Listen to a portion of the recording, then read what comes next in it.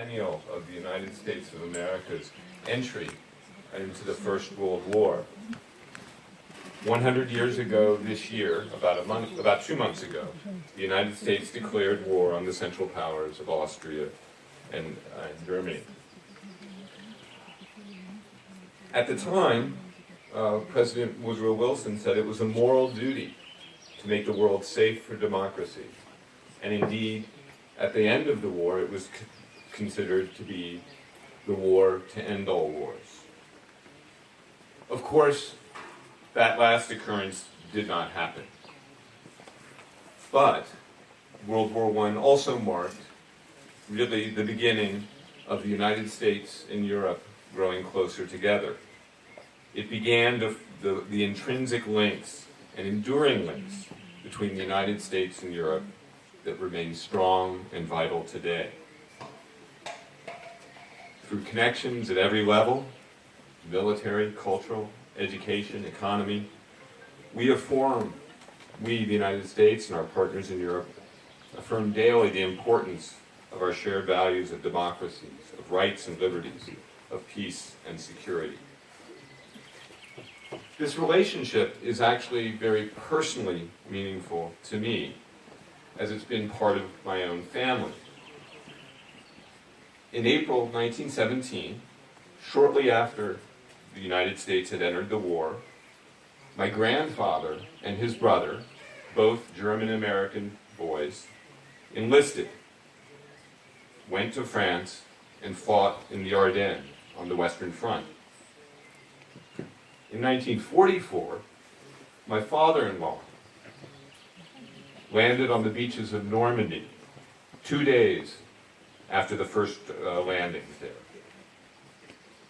In 1976, however, I went to France as well, but not as a soldier as they did. I went as an exchange student. It was an opportunity afforded to me because of NATO, of the alliance and the transatlantic security that it provided. That's how I had the opportunity to do that. World War I is usually commemorated, and indeed has been commemorated, in recognition of those who lost their lives, who gave the ultimate sacrifice. It's celebrated at cemeteries and memorials all throughout Europe. But today, we need to also remember that World War I has left a legacy, sometimes not a wonderful one. The things that we have seen grow over the course of the last 100 years. World War I was the first time weapons of mass destruction, chemical weapons, were deployed. World War I was the first time there was a great deal of attention on civilian casualties. World War I was the first time we talked about the phenomenon of mass refugees. But World War I was also the first time we saw mass humanitarian movements. And indeed today, as we commemorate the centennial of the United States in World War I here, the United States' presence during the war here in Macedonia, here in Bitola, was not that of soldiers who fought on the battlefields, but instead of those who offered support and care for others in the face of the horrors of war. Today we focus on the support offered by brave individuals and humanitarian organizations to the victims. We celebrate in particular the Red Cross and their contributions here during and after the war. We celebrate women like Dr. Regina Flood Keyes and her cousin Frances Mabel Flood, who led the American Women's Hospital in Bitola, saving countless lives through their dedicated and selfless service. Indeed, the American Women's Hospital in Bitola treated up to 3,000 patients a month, both during and after the war, and gained a reputation as one of the best hospitals in the Balkans. We celebrate dedicated, tenacious women like Miss Mary Matthews, an American missionary who opened the American School for Girls in Bitola before the war. She came back during the war, after it had started, in 1915, and she managed not only to keep the school open, but used it to serve the entire community. She protected her students from poison gas and bombs, and argued with French and German generals who tried to disturb them.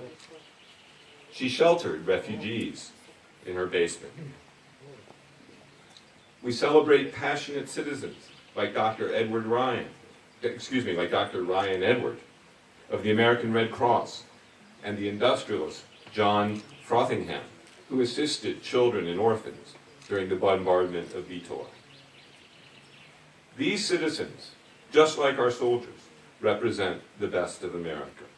The impact of their actions remains important generations later. In 2007, Pelistер National Park opened this World War I trail to tell the story of the war and how it affected this region. It's a wonderful way to commemorate and creative way to tell future generations and make the history come alive. And today we are proud to support and add to this trail. Today we dedicate the new marker, a replica that's seen here, to tell the story of the contributions of these American citizens and to honor their service to the soldiers and citizens who tried to survive the violence, illness, and terror of that war. This was not something that we at the embassy could have done alone, far, far from it. And so I'd like to give special thanks to Professor Verita Yosimowska for working with us to create the text for the new sign. Oh. Professor? Professor?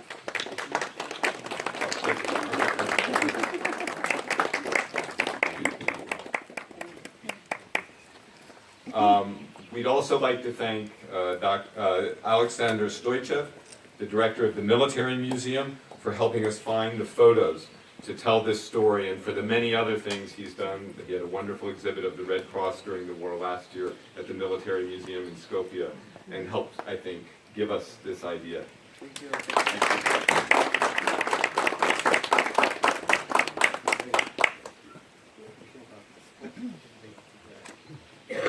And we'd like to thank the entire staff here at Pelister National Park for working with us and for making all of this happen.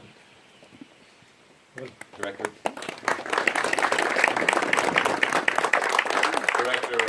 Azuzu and Pete Svetkovsky, thank you so much. And thank you for arranging another beautiful day in Pelister Park. Thank you. And now,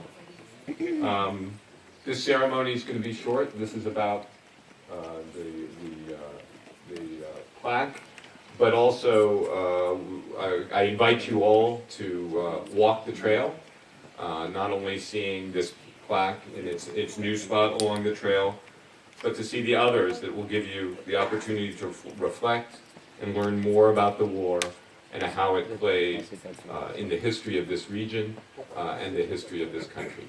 Thank you very much.